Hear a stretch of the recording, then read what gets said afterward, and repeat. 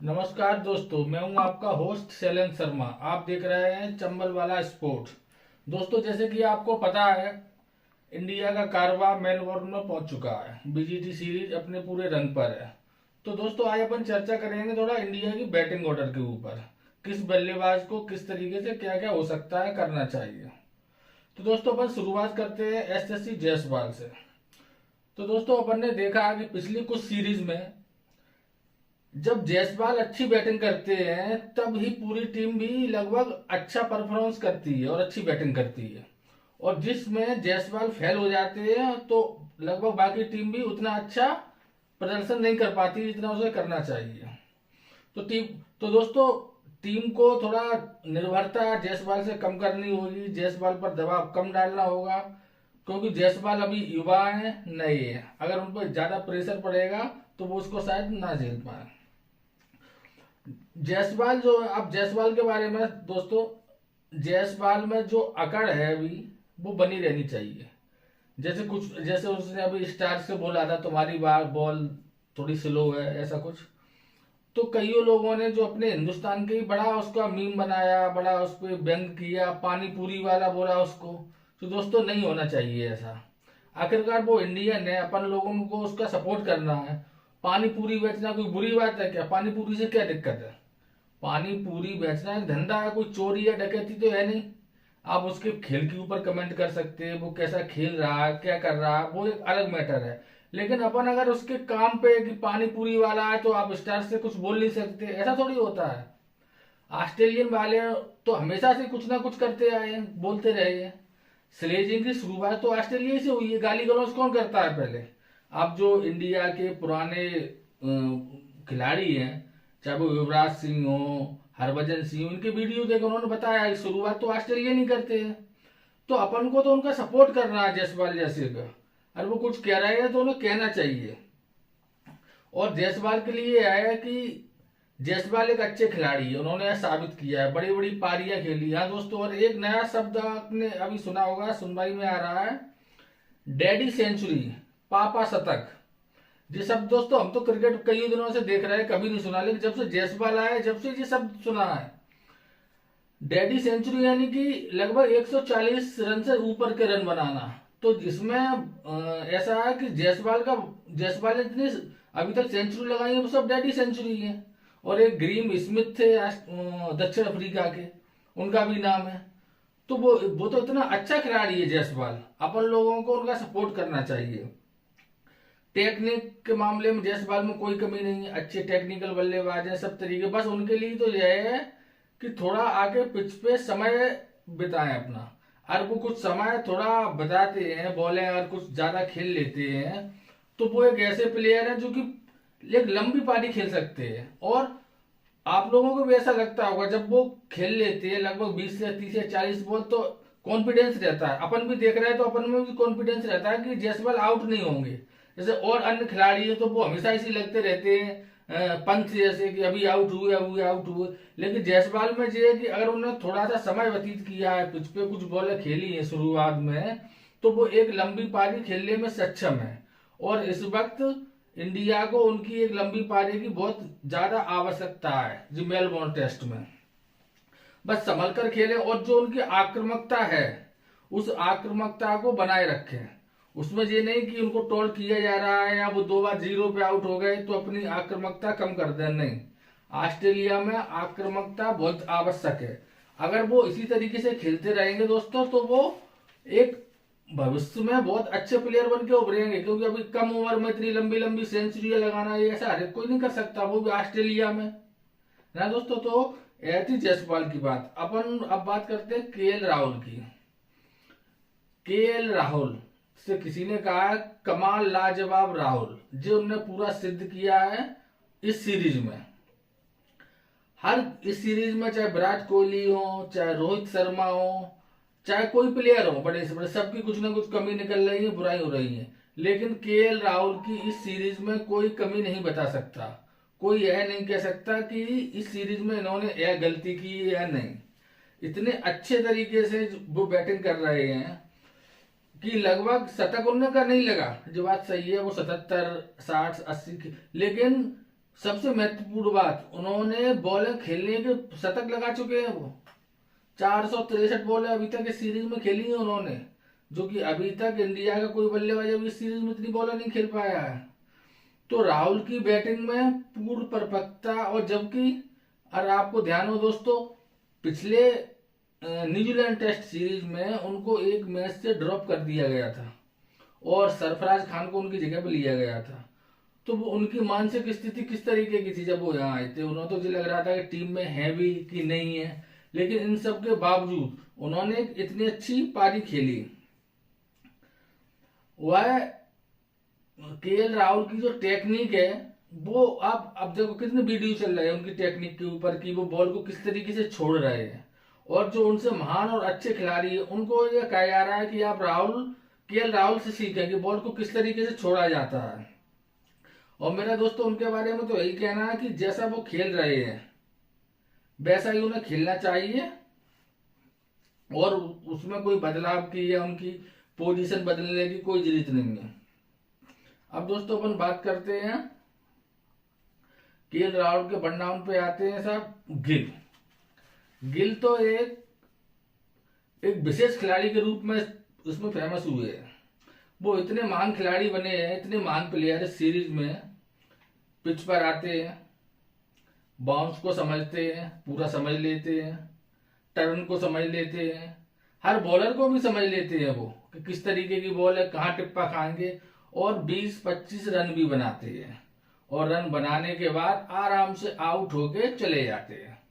गिल का तो भाई जी है। और दोस्तों यार आपने देखा होगा गिल आते हैं तो ऐसा लगता है जैसे कोई इंग्लैंड की महारानी विक्टोरिया एलिजाबेथ आ रही हो, एक छुई मुई टाइप व्यक्ति।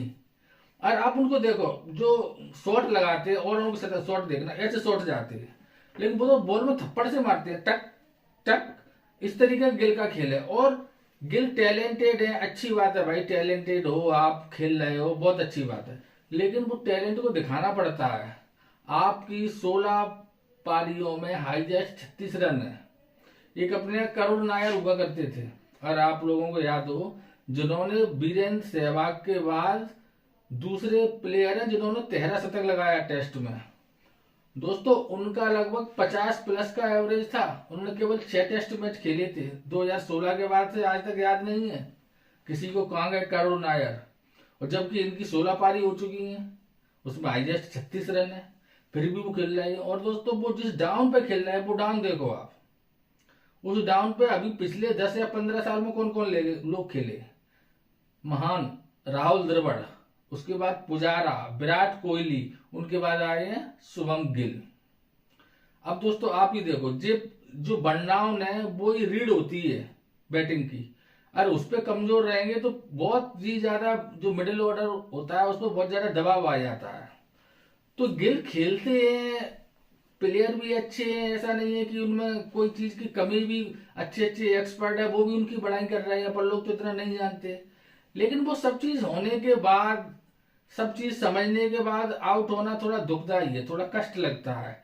और पहली दूसरी बॉल पे आप आउट हो जाओ, जैसे और प्लेयर हो रहे हैं, तो जी लगता है चलो बाउंस नहीं समझ पाए, पर्थ की पिच है, गावा की पिच है, आउट हो गए। आप तो सब समझ रहे हो, उसके बाद आउट हो रहे हो, तो जी थोड़ी सी सोचने वाली बात है। भाई आप शतक नहीं लगा पा रहे, नहीं लगाओ, कम से कम 100 बॉल खेलने का ही शतक लगा दो। अगर आप 100 बॉल भी खेल लेते हो वहां पे, वो भी बहुत बड़ी बात मानी जा रही है। और आप वन डाउन के प्लेयर हो, आप अगर 100 बॉल खोलोगे तो बॉल पुरानी होगी, और पुरानी होगी तुम्हारे बाद जो बल्लेबाज आएंगे उनको उसका लाभ मिलेगा। लेकिन वो 100 बॉल भी नहीं खेल पा रहे, 25, 30, 40 बॉल, 20-25 रन और आउट। अब तुम्हारी एक 91 रन की पारी है, 91 रन की पारी ने पहले ऑस्ट्रेलिया दौरे पे ही खेली थी। अब उस पारी के सहारे आप कितने साल तक खेल सकते हो? कितने टेस्ट मैच आपको उस 91 रन की पारी के वजह से खेला है? आखिरकार और भी पारियां तो आपके लोगों के ध्यान में रहे कि इनने जो उस टेस्ट में जो किया था, एक ही पारी चल रही, किसी से पूछो कभी भी तुम्हारा रिकॉर्ड आया बस 91 बनाई थी ऑस्ट्रेलिया में, 91। उसके अलावा बहुत टेस्ट मैच हो चुके हैं, लेकिन तुम्हारा कोई प्रदर्शन ही नहीं आ रहा है। आप इतने अच्छे डाउन पे हो, इतनी सुविधाएं मिल रही, सब बात है, लेकिन तुम्हारे रन नहीं आ रहे। अब जो इतनी इंपोर्टेंट मैच है मेलबोर्न में, और इसमें भी तुम्हारे रन नहीं आए, अगर फिर भी अगर तुम टीम पे हो तो भाई लोग बाग तो कहेंगे कि सिफारिश की हो तुम। जब प्रदर्शन नहीं कर पा रहे और टीम में आप बने ही हो तो क्या मतलब, इसका क्या कहा जाए। तो भाई आपको अपना प्रदर्शन सुधारना होगा और रन बनाने होंगे। हाँ तो दोस्तों अब अपन बात करते हैं शुभमन गिल के बाद विराट कोहली की। देखो दोस्तों, विराट कोहली के बारे में क्या कोई कह सकता है, जो तो उनका नाम ही है किंग कोहली, तो उनको खुद को ही अपना प्रदर्शन देखना होगा। उनसे कुछ कहना सूरज को दीपक दिखाने के समान होता है। भाई उनसे कोई क्या कह सकता है, उनने इतनी बड़ी बड़ी पारी खेली है और ऐसे ऐसे समय पे खेली है जब पूरी बल्लेबाज ढेर हो गई। हर जगह खेली है, ये भी नहीं कह सकते कि इंडिया में खेली है, हर टीम के विरुद्ध खेली है। तो टैलेंट की उनमें कमी की और उस अपने टैलेंट को दिखाने सब वो कर चुके हैं, वो पूर्ण परफेक्ट है। अब एक उनकी ऐसा हो रहा है, एक सादा सी बात, वो आपने देखा होगा जो मैच हुए हैं, जो 3 मैच टेस्ट अभी तक, वो बोल्ड आउट नहीं हुए, वो एलबीडब्ल्यू आउट नहीं हुए, वो लापरवाही वाले शॉट से आउट नहीं हुए। बस वो एक ही प्रकार से आउट हो रहा है, बाहर की बॉल छेड़ो और आउट हो। अब ये तो सब बात जानते हो भाई कि छेड़ा खानी तो बुरी बात है, और वो तो बिल्कुल बुरी बात है। बाहर की चीज से आप छेड़ाखानी कर रहे हो। भाई जो चीज तुम्हारे पास है, तुम्हारे घर में, बस छेड़ाखानी करो तो वो चल भी जाएगी। अब ना नेक नेक से लोग, अनजान लोग सब एक्सपर्ट बन रहे हैं कि बाहर की बॉल खेल के आउट हो रहा है, बाहर की बॉल खेल के आउट हो रहा है। अब चूंकि वो गलत बात भी नहीं है, वो बात भी सही है कि आप बाहर की बॉल खेल के ही आउट हो रहे हो। आप कोई ऐसे आउट नहीं हो रहा है कि आप ये कह सके कि बस एक ही कमी, बस बाहर की। तो भाई बाहर की बॉल को छेड़ा खानी आप बंद कर दें। छेड़ा खाने से कोई लाभ नहीं मिला है कभी को, ना आपको मिलेगा। और बाकी की आप किंग कोहली हो तो किंग कोहली रहोगे। आपकी देख देख के कई हो, आपको पता है एक और किंग आ गए थे मार्केट में, घंटा के किंग, नालिस्तान वाले। तो वो आपको अब्बू बोलते हैं, नालिस्तान के आप अब्बू हो। तो भाई अब्बू का फर्ज अदा करते रहो, अब्बू बने रहो। और अब तो 23 फरवरी को फिर अपने बच्चों से तुम्हारा मैच होगा, तो वहां तुम्हें फिर मिलेंगे वही। तो वो सब दिखाना है, करना है। तुमसे तो बहुत उम्मीद है सारे देश को, तो उन उम्मीदें पर हम सोचते हैं कि आप खड़े उतरोगे, आई होप। हाँ तो दोस्तों, ये थी विराट कोहली की बात। अब अपन बात करेंगे विराट कोहली के बाद आते हैं ऋषभ पंत। भाई ऋषभ पंत से तो कोई कुछ नहीं कह सकता। उनकी इच्छा होगी वो वैसा ही खेलेंगे, ना उनसे कोई गौतम गंभीर या कैप्टन या कोच कोई कुछ नहीं। उनकी जैसी इच्छा हो वैसा वो खेलें, और दोस्तों ने खेलना भी चाहिए। कई बार उन्होंने इस तरीके की पारियां खेली हैं जब सबसे उम्मीद खत्म हो गई थी, लेकिन जब उन्होंने मैच जिताए इसी ऑस्ट्रेलिया में, इन्हीं गावा और मेलबोर्न और ब्रिस्बेन की पिचों पर। लेकिन पिछले अगर इस ऑस्ट्रेलिया के पिछले 3 टेस्ट मैच देखो तो उनकी भी वो पारी नहीं आई है जिनसे उनकी उम्मीद थी। तो दोस्तों ऐसी पारी, अब जो काम ऑस्ट्रेलिया के ट्रेविस हेड करते हैं वही काम अपनी टीम में ऋषभ पंत का है। तो हेड तो अपना पूरा कार्य कर रहे हैं, लेकिन अपने ऋषभ पंत वो कार्य नहीं कर पा रहे हैं। अब क्या कारण है क्या नहीं, ये तो वो जाने। लेकिन भाई भारत को तो उम्मीद है कि आप बड़ी बड़ी पारी खेलें, चाहे आप लेट के शॉट मारें, चाहे बैठ के, चाहे आगे चाहे पीछे। आपसे हर आदमी सोचता है कि आप कहीं भी कुछ भी कर सकते हो, और आपने पूर्व में किया है। तो वही अब आपको जरूरत है, आपकी जरूरत है टीम को इस वक्त कि आप एक अच्छे तरीके से अच्छी पारी खेलें, और जो लगभग आपको पीछे के बल्लेबाज मिलते हैं तो उनके साथ मिलकर एक अच्छी पारी खेलें। दोस्तों जैसा कि पता है ऋषभ पंत कितने बड़े लड़ाका हैं, तो आपको मालूम ही कि अभी उनका इतना एक्सीडेंट हुआ था, उसके बावजूद वो टीम में आए और उनकी ऐसी परफॉर्मेंस रही कि कभी ये मालूम नहीं पड़ा है कभी कि जी एक्सीडेंट से होके आए हैं। इनकी मरते मरते जान को उनको खतरा हो गया था, बहुत समय तक ये हॉस्पिटल में रहे, फिर घर पे बेड पे रहे। लेकिन उसके बाद भी तो जुझारू खिलाड़ी तो बहुत है ऋषभ पंत, उसकी क्षमताओं पर किसी को कभी शंका नहीं हुई है, ना आज भी शंका नहीं है। लेकिन अब जरूरत तो है, पुरानी पारियों के दम पर कौन कितने समय तक चल सकता है। नई पारियां खेलनी पड़ेंगी, आपने खेली हैं। आप ऑस्ट्रेलिया में ऋषभ पंत का एक खौफ रहा है हमेशा से, जब से ऋषभ पंत खेल रहे हैं। क्योंकि ऑस्ट्रेलिया में उन्होंने ऐसी ऐसी पारी खेली है कि 6-6 7-7 विकेट गिरने के बाद इन्होंने मैच जिताए हैं। पिछला जो गाबा का घमंड टूटा था वो उन्होंने नहीं तोड़ा था, और भी लोगों के रन थे लेकिन प्रमुख यही थे। तो अब ऑस्ट्रेलिया के लिए थोड़ा इनका ऐसा लगता है जो खौफ था टेस्ट शुरुआत होने सीरीज की शुरुआत के पहले, वो खौफ अब थोड़ा कहीं कम हो गया है। कि जो आपका खौफ खत्म हो गया है उस खौफ को कायम रखना है। आप कलाकार तो हो बहुत बड़े। अब जैसे एक उनका बॉलर था बोलैंड, वो अभी भी आएगा। तो बोलैंड की विशेषता क्या है? वो कोई बहुत अच्छा बॉलर नहीं, लेकिन उसका एक टिप्पा है जो टेस्ट मैच में बहुत आवश्यक है। बस एक ही जगह वो टिप्पा डाल रहा है, एक ही जगह पर डाल रहा है, एक ही जगह, जी उसकी विशेषता है। तो कमेंट्री में हमने भी सुना था कि इंग्लैंड वालों ने इसको इसी तरीके से खेला था आगे बढ़ के। और हमें याद है जब पोलैंड आपको फेंकने आया और आपकी पहली बॉल थी, आपने पहली बॉल पे आगे बढ़ के चौका लगाया था। तो इनके खिलाफ जी वाली स्कीम अपनानी है भाई। पोलैंड का अगर आप टिप्पा बिगाड़ दोगे, वो टिप्पा नहीं डाल पाएंगे अपनी जगह पे, तो उनके पास और कुछ नहीं है। वो बहुत अच्छे स्विम कराने वाले बॉलर नहीं है। और यही अपने हर्षित राणा के साथ किया उन्होंने। पहले मैच में हर्षित राणा ने अच्छी बॉलिंग की थी, लेकिन दूसरे मैच में क्या हुआ? दूसरे मैच में वो समझ गए कि नए एज है, इनका थोड़ा सा बस बिगाड़ना है इनकी बॉलिंग। तो उन्हें 2-3 ओवर उनकी अच्छी ठुकाई हुई हर्षित राणा की, पूरे मैच में ही वो पूरा अपनी लाइन और लेंथ नहीं पकड़ पाए, और अगले टेस्ट मैच में उनको हटना ही पड़ा। तो ऋषभ पंत को दोस्तों यही है कि जे जैसे खेलते हैं वैसा ही खेलें। इनको कोई सुधार की या सुझाव की आवश्यकता की कोई जरूरत नहीं है। ये सब चीज जानते हैं कि किन परिस्थितियों में कैसा खेलना है, और इन्होंने कई बार जी दिखाया करके। तो वो तो जो है जैसे हैं वैसे ही खेले, इनके लिए कोई सुझाव नहीं है। तो दोस्तों अब अपन बात करते हैं अपने कप्तान भाई रोहित शर्मा की। रोहित शर्मा एक महान कप्तान तो है, सब T20 उनकी कप्तानी में जीते हैं अपन। और 2023 के विश्व कप में जो उन्होंने बैटिंग की थी वो कोई नहीं भूल सकता। दुर्भाग्यवश अपन विश्व कप नहीं जीते 2023 का, लेकिन रोहित शर्मा की बैटिंग में कोई कमी नहीं थी। और यही उनने प्रूव किया 2024 T20 वर्ल्ड कप में।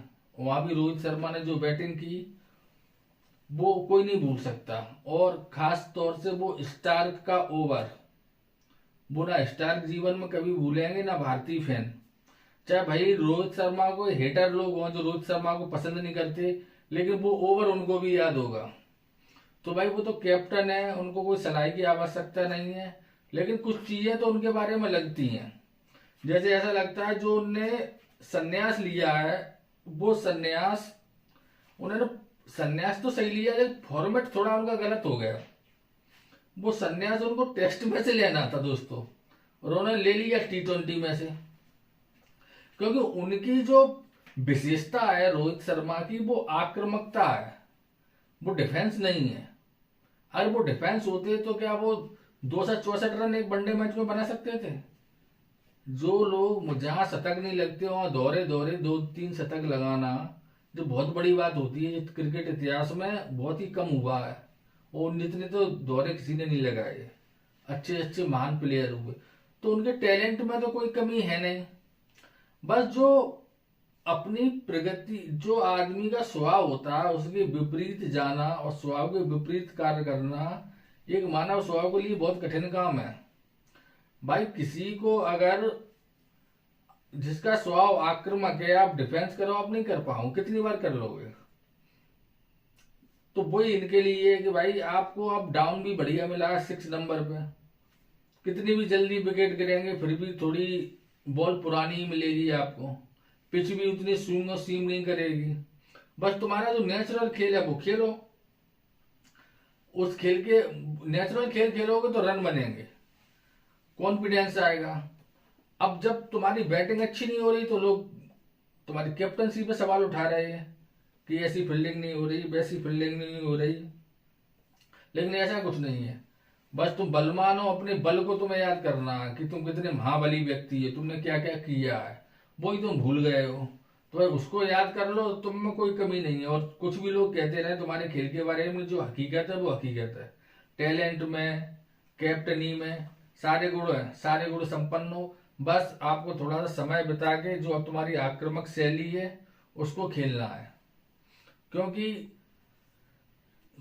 बस इतना महत्वपूर्ण है, तुम कैप्टन हो और अगर इन 2 टेस्ट मैचों में नहीं खेल पाते या अच्छा स्कोर नहीं आता तो फिर टेस्ट मैच खेलना भी मुश्किल ही है। लोग सवाल तो उठा ही रहे हैं, तो आपको प्रूफ तो करना पड़ेगा। तो बस शर्मा जी आपके लिए तो बस इतना ही है कि आप अपनी शैली से खेलें, आक्रामक शैली खेलें, रन बने या ना बने, आउट हो जाए हो जाए। तो तुम्हारा जो खौफ था स्टार्क में, कमिंस में, वो खौफ ही नहीं रहा अब। तो दोस्तों और उनके बारे में और ज्यादा क्या कहना, वो तो कैप्टन है, सब जानते हैं। अब दोस्तों प्रमुख बल्लेबाज तो यही है, थोड़ी बात पर रविंद्र जडेजा की कर लेते हैं। रविंद्र जडेजा दोस्तों एक ही पारी उन्होंने खेली है अभी और 77 रन बनाए हैं, तो उनके बारे में तो कुछ ज्यादा कह नहीं सकता। वो एक अच्छे बल्लेबाज है, इसमें तो कोई शंका है नहीं। जरूरत पे जब जब जरूरत पड़ी है, जब जब वो काम में आए हैं, और वो तो टैलेंडर के साथ भी अच्छा खेलते हैं। और पिछली पारी में उनने अच्छे से स्कोर, बस वो जब ही आउट होते हैं यार, आप गौर करना, जब वो ज्यादा डिफेंसिव होते हैं तो आउट हो जाते हैं, नहीं वरना उनकी बैटिंग में कोई कमी नहीं है, ऐसी सूट करती है उनको परिस्थिति। वो घरेलू में भी, घर इंडिया में भी अच्छा खेलते हैं और बाहर की जो ऑस्ट्रेलिया इंग्लैंड की पिच है वहां भी अच्छा खेलते हैं। तो उनकी बैटिंग में अभी फिलहाल तो कुछ नहीं कहा सकता, क्योंकि एक ही पारी हुई है उनकी। अब बात करते हैं अब रेड्डी साहब की।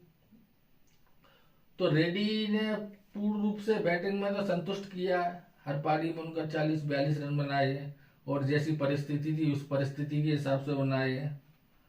पुछल्ले बल्लेबाजों के साथ भी बनाए हैं और कोहली और जडेजा वगैरह इनके साथ भी रन बनाए हैं। बैटर तो वो पूर्ण रूप से अच्छे हैं और अभी नए युवा हैं, लेकिन बॉलिंग में थोड़ी अभी कमी है बॉलिंग, क्योंकि क्या होता है दोस्तों, जिस तरीके की वो बॉलिंग करते हैं ना, उससे बड़ा समस्या रहती है। इनके पहले एक और आए थे शार्दुल ठाकुर, पिछले दौरे पर वो ही थे, वो भी ऐसे ही ऑलराउंडर थे। तो वो बॉलर भी बनना चाहते थे और बैटर भी बनना चाहते थे, परिणाम जो हुआ ना वो एक अच्छे बॉलर बन पाए ना बैटर बन पाए ना ऑलराउंडर। अब पिछली पारी में वो थे, अब एक साल से पता ही नहीं है शार्दुल ठाकुर है कहाँ, उनका कहीं नाम भी नहीं आया। तो मैं सोचता हूँ कि इतने युवा हैं, इनका भी हाल शार्दुल ठाकुर की तरह ना हो, क्योंकि जो इनकी बॉलिंग है वो चलो गावा पर्थ जैसी पिच पे तो काम लेकिन जब आप इंडिया में पहुंचोगे, धीमी पिच वाली मैच खेलोगे, वहां पर तुम्हारी बॉलिंग नहीं इतनी काम करेगी, या तो आपकी स्पीड थोड़ी और होना चाहिए, वो है नहीं। तो आप अभी युवा, तो मैं तो ये कहूंगा कि बैटिंग पर पूर्ण ध्यान दें। अगर ऑलराउंडर बनना है तो कम से कम हार्दिक पांड्या इतनी स्पीड तो होनी चाहिए, क्योंकि इंडिया में ऐसे ऐसे बैटर बॉलर ऑलराउंडर बहुत कम हुए हैं, हमें तो कोई ध्यान नहीं है कि जो इतनी 120-25 स्पीड वाली बॉलिंग हो और वो अच्छा ऑलराउंडर हो। ये कपिल देव हुए थे, उसके बाद हार्दिक पांड्या हुए, बाकी के सब शार्दुल ठाकुर, शिवम दुबे जैसे आए तो वहां, लेकिन जो टिक नहीं पाए। तो इनके लिए तो यही सलाह है, बैटर जो अच्छी है तो पूर्ण फोकस बैटिंग पे करें, तो इनका भविष्य अच्छा है। अगर ये दोनों बनने की कोशिश करेंगे कि बॉलिंग भी ऐसी अच्छी कर लें और बैटिंग भी, तो ये दूसरे शार्दुल ठाकुर ना बन जाए। ठीक है दोस्तों, आज इतने बैटर थे, अपनी उनकी अपन ने चर्चा कर ली। कल से मैच चालू है तो देखेंगे क्या होता है, बैटिंग में कोई कमी है नहीं। तो दोस्तों अगर आपको यह वीडियो अच्छा लगा हो, आपको उसका कंटेंट पसंद आया हो, तो लाइक करें, सब्सक्राइब करें और शेयर करें। धन्यवाद दोस्तों।